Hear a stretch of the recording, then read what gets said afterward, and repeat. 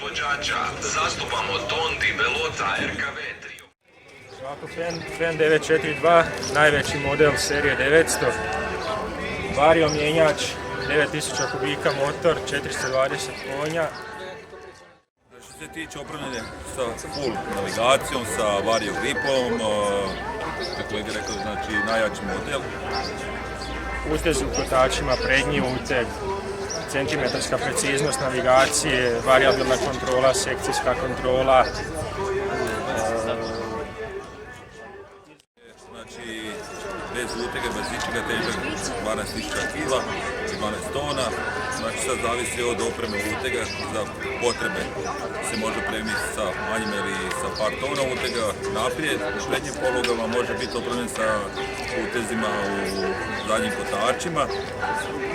Što se tiče cijene, trenutno mislimo da je najskuplji traktor tu na sajmu. Fen, znači ima još jedino serija 1000 koja je veći model od ovoga. Što se tiče snage i cijene, znači opet je priča o nekim drugim cijenama i nekim